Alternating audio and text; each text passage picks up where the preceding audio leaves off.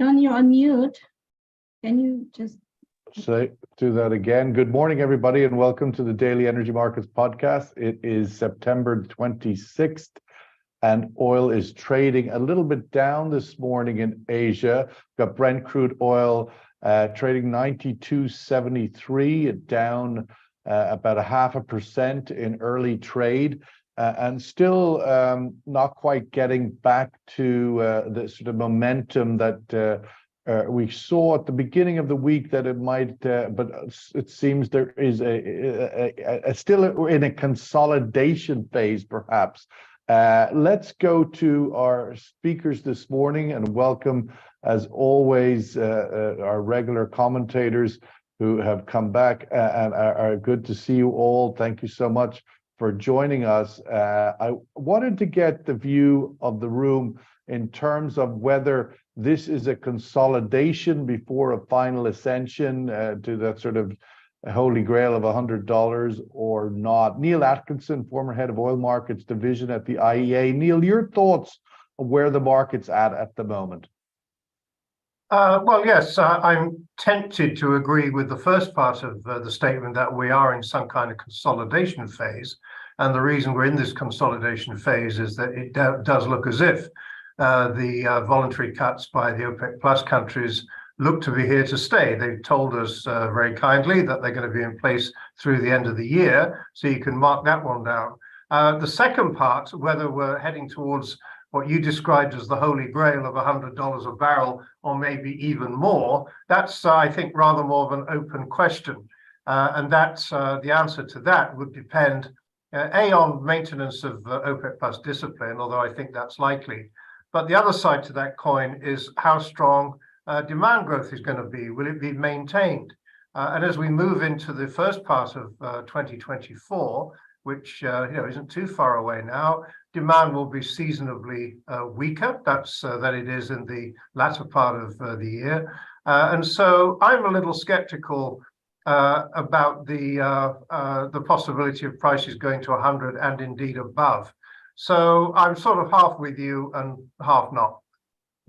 Jamie Ingram, senior editor, Middle East Economic Survey. Jamie, sort of the question of this being more a supply-constrained rally over the last 3 months due to ultimately the OPEC Plus voluntary cuts, if you like, outside of the agreement, most significantly led by Saudi Arabia. So in a sense, not a demand economic growth story, but a supply constrained story. How do you see that moving forward? And we seem to every day have will they, won't they recover the Iraqi Kurdish exports that have been down now for a number of months, 400,000 barrels a day through Turkey. This idea of the supply constraint and the possibilities of Iraq coming back, or at least Kurdistan coming back. Hi, Sean. Yeah, great to be back again. As you say, a lot of supply side issues at the moment. When you look at what's been driving a lot of the recent price gains, it has been announcements from Saudi Arabia and Russia about extending the voluntary cuts. It's been Russia saying, well, hang on, we're going to be curtailing exports of certain refined products as well. That led to a lot of recent momentum. Some of that's fizzled out a little bit because Russia has now come back and said, well, actually, there are going to be certain exemptions for what we're going to have this export ban on. looking ahead into 2024, we've got strong US supply growth coming back on, not on a par with kind of the US shale revolution as beforehand, but certainly considerable. We've got Guyana, we've got Brazil, a lot of momentum on those side of things, coupled with on the demand side, we've got a lot of uncertainty over the US economy at the moment. Again, that's contributing to certain price dynamics. China, a lot of concerns over how sustainable the demand surge is there. You mentioned Iraqi Kurdistan. I think that's more of an issue when it comes to friction of trade, as it were. I mean, when you look at the dynamics in Iraq, yes, all the volumes have been shut off from global markets from Kurdistan. That was typically going into the Mediterranean basin, though a lot of it was then transshipped from Israel through out into Asia again. But what's happened there is that southern Iraq, the federal government, has basically capitalized on this to remain broadly within their own OPEC plus commitments while boosting output of its own production from the south. So actually on a total volumetric basis, it nets off. But obviously when you've got volumes from southern Iraq coming around the Gulf, up through Suez into Europe, that's a lot more friction, a lot less efficient way of routing that oil into Europe than simply piping it to Ceyhan. It's in the Med. Happy days for everybody. So that's the biggest issue for me when it comes to the Kurdistan situation.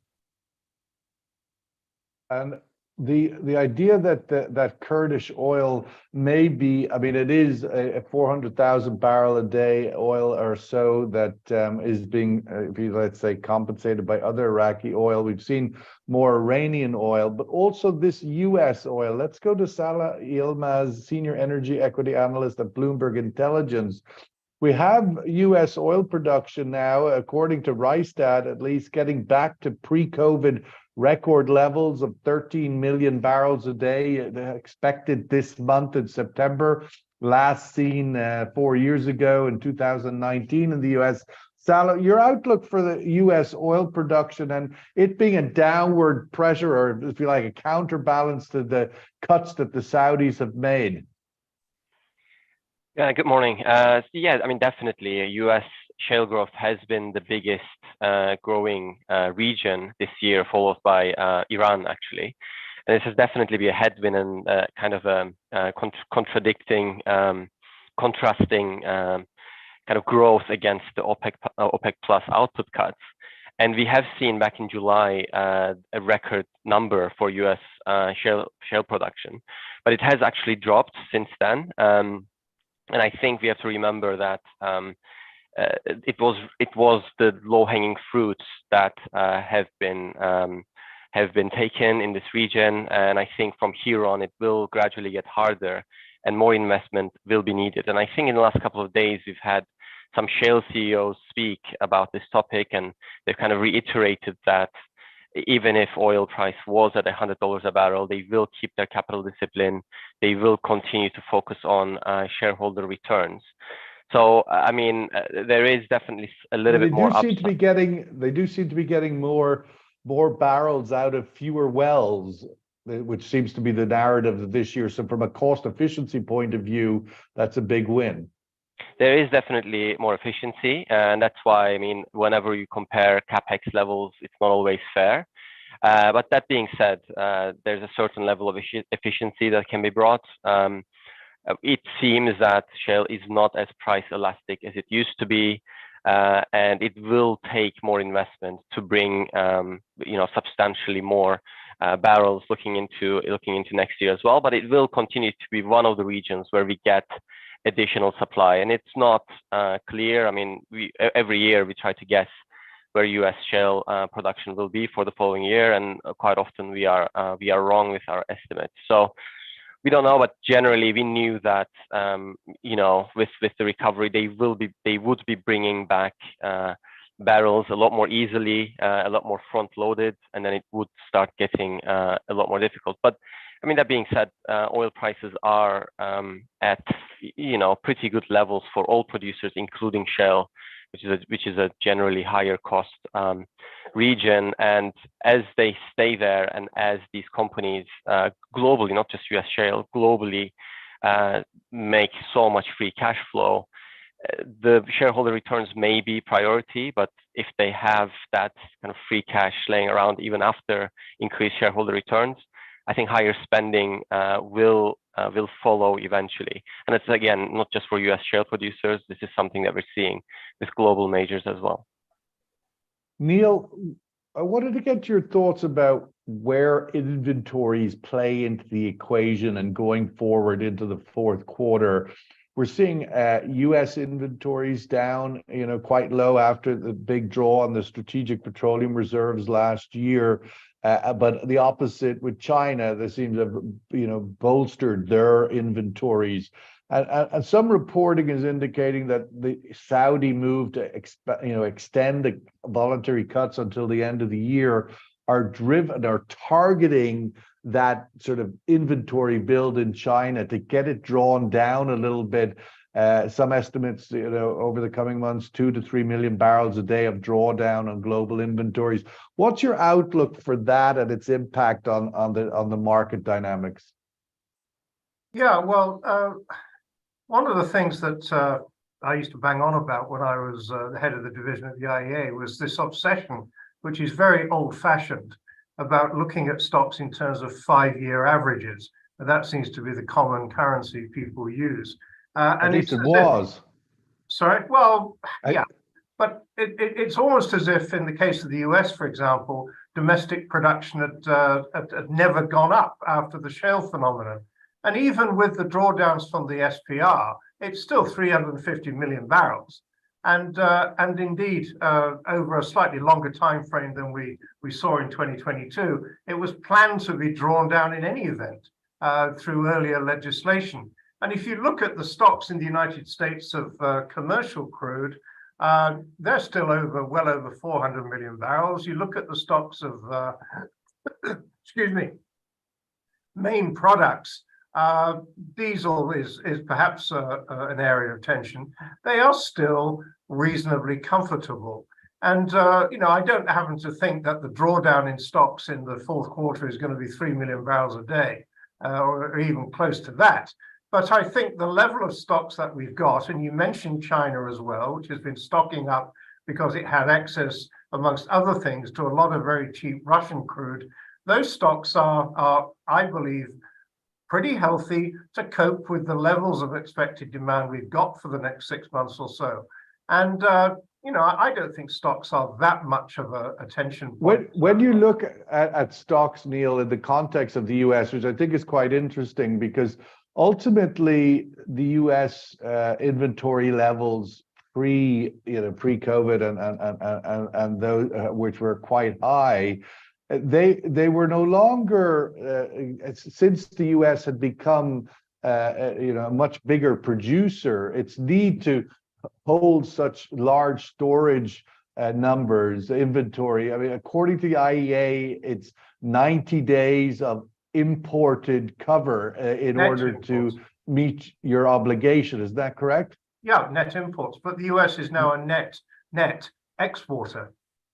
Taking crude and product trade together, the United States is now a net exporter and has been on a monthly basis since about September, October of 2019, with a couple of odd months. However, the US is still a significant importer of crude oil.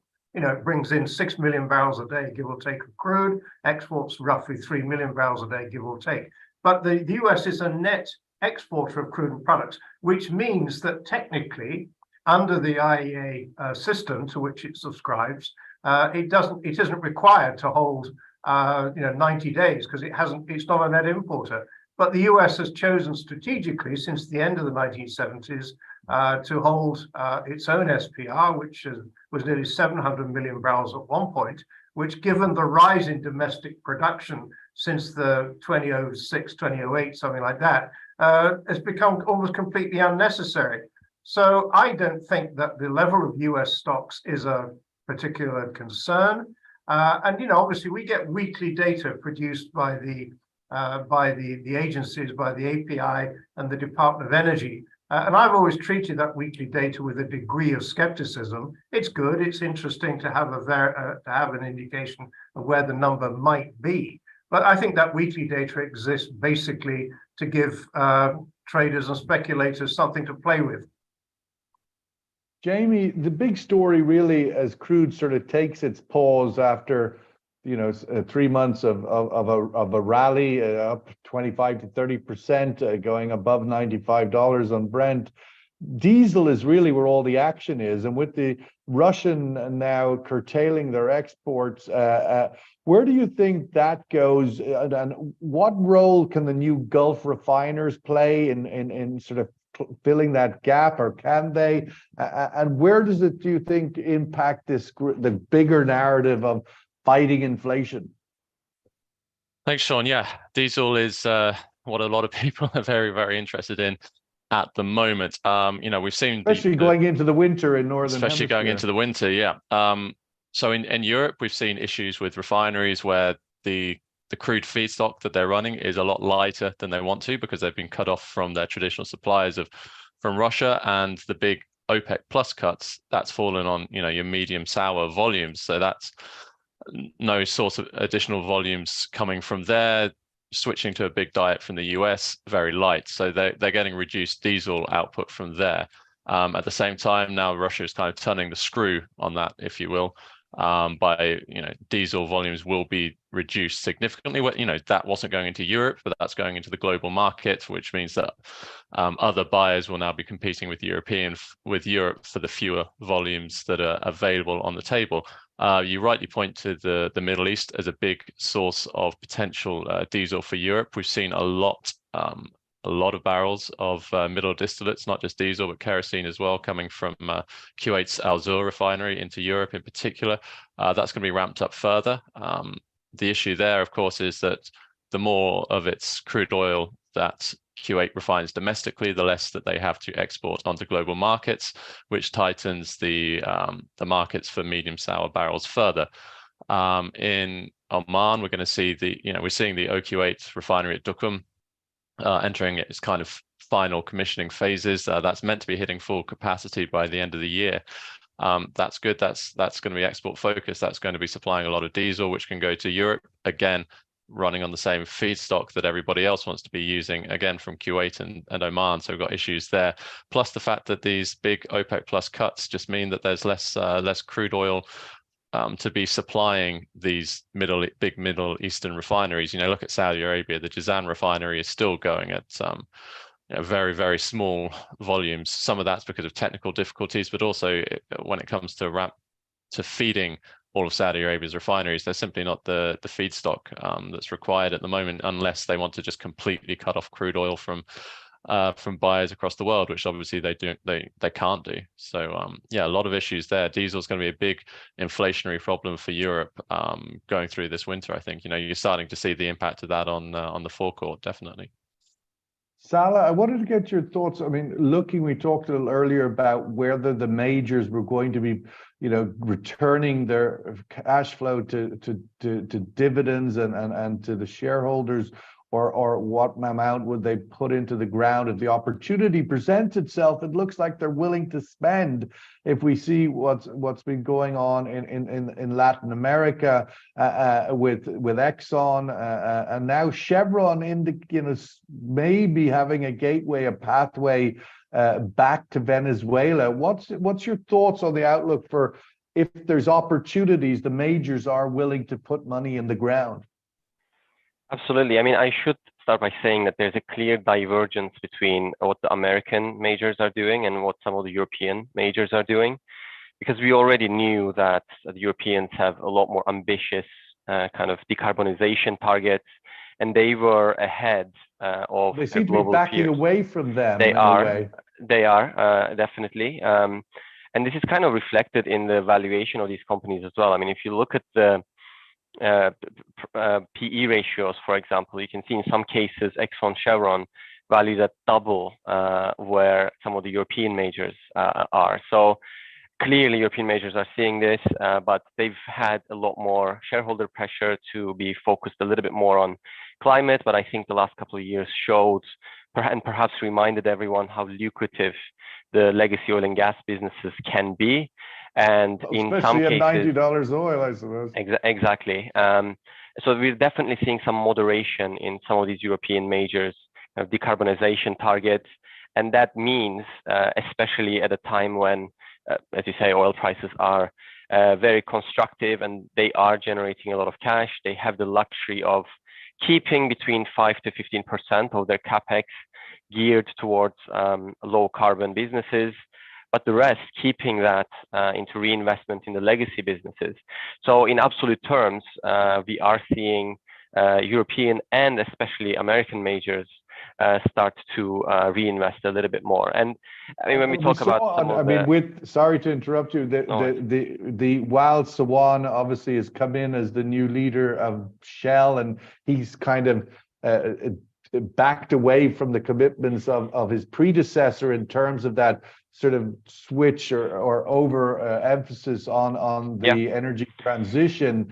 And now that we have Bernard Looney having stepped back from resigned from BP, do you think that will factor into who they replace him with? That it'll be more a Wael Sawan looking person than a Bernard Looney?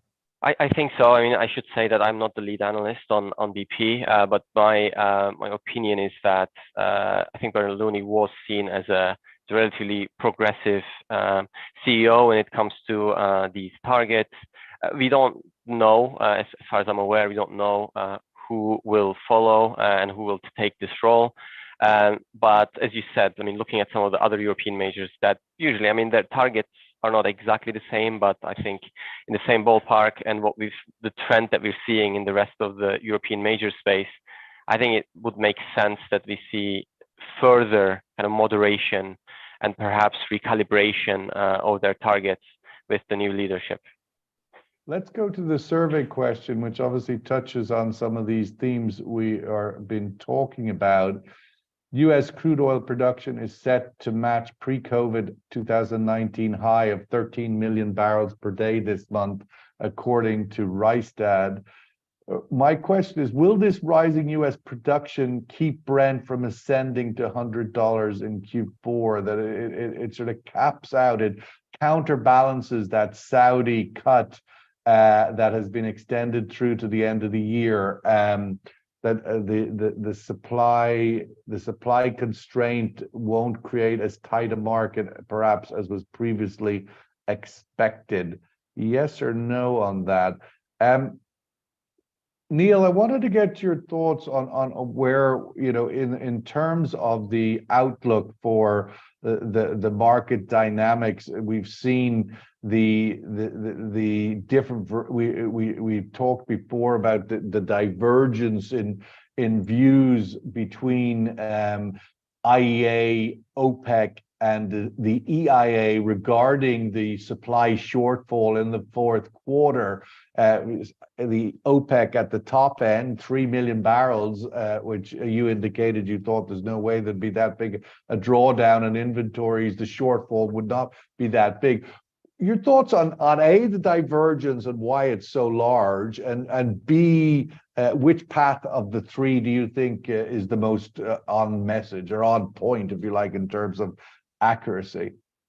Well, with OPEC, you've got, I think, 3 million barrels a day, which is what you referred to earlier. My dear old friends at the IEA have got something like 2 million barrels a day, I think it is, isn't it? 2.2? Even under 1.5, I think. Oh, sorry, apologies, I misremember the number. Well, it's still a big number, 1.5. Yeah. And my other old friends at the Energy Information Administration in the US have got, I think, 0.3 million barrels a day of shortfall in the fourth quarter.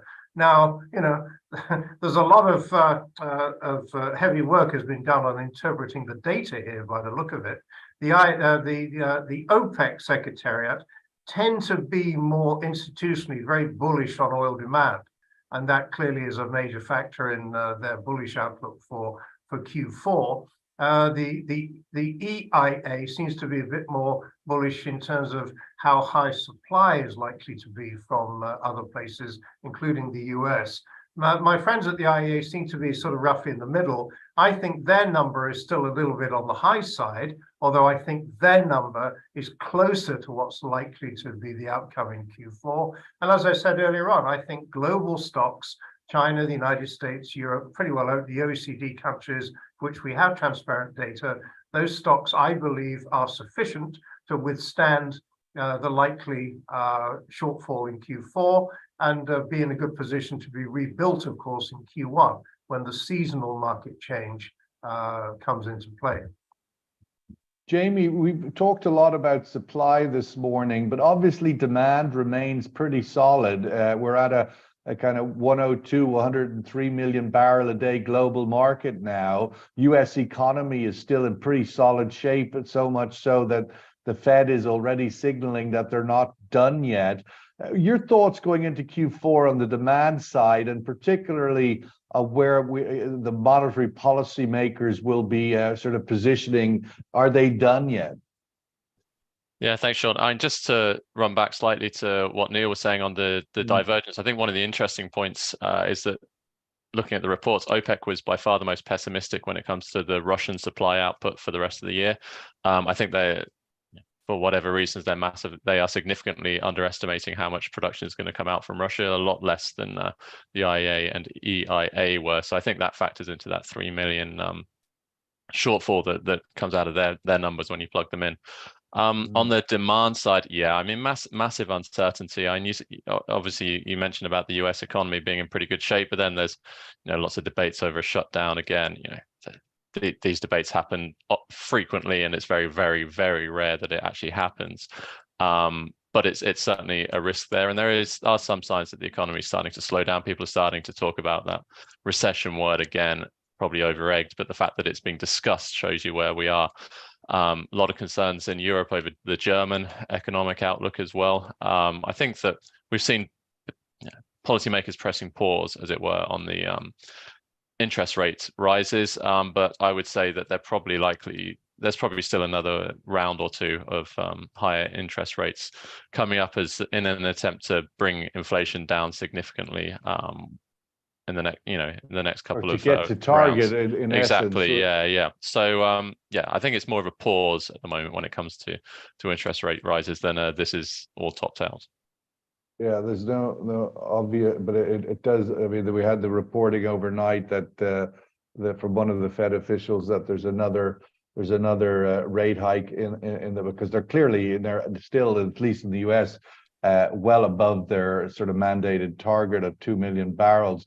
Salah, I wanted to get your sort of closing thoughts on where the equities, in terms of the sort of guiding North Star for the listed IOCs. They're going to have obviously a declining revenue year on last year. I mean, given obviously last year was such a bumper year.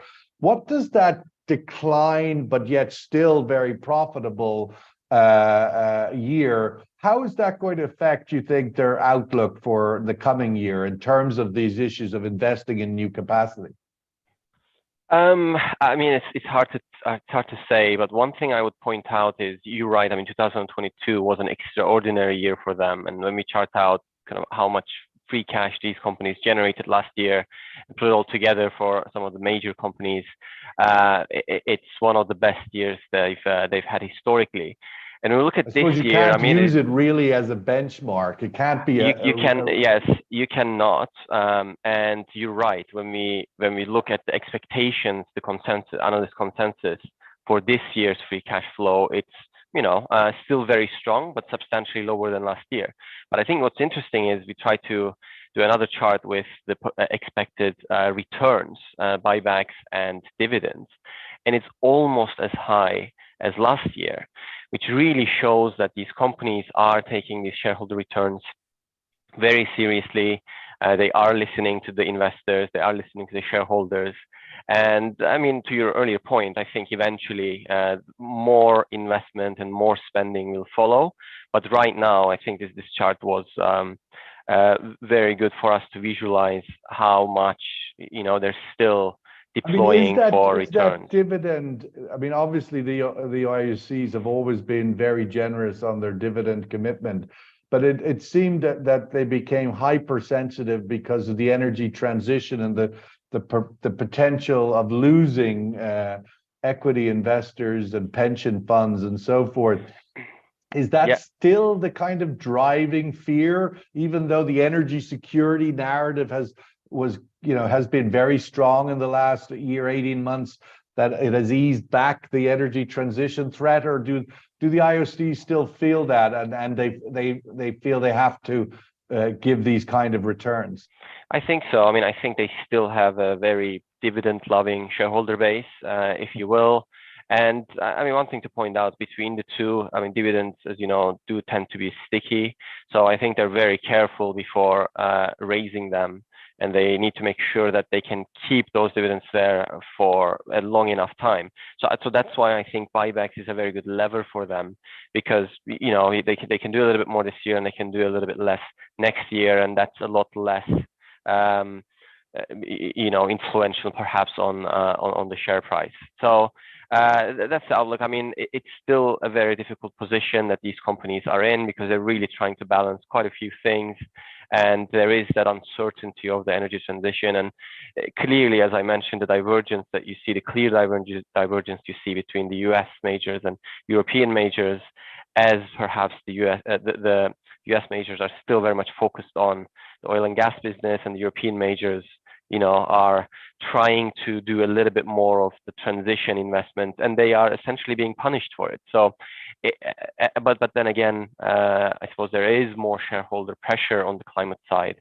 for European majors. So, not only for the Europeans, I think globally, energy transition poses a very difficult challenge for these companies, as they really try to juggle quite a few things while keeping shareholders happy.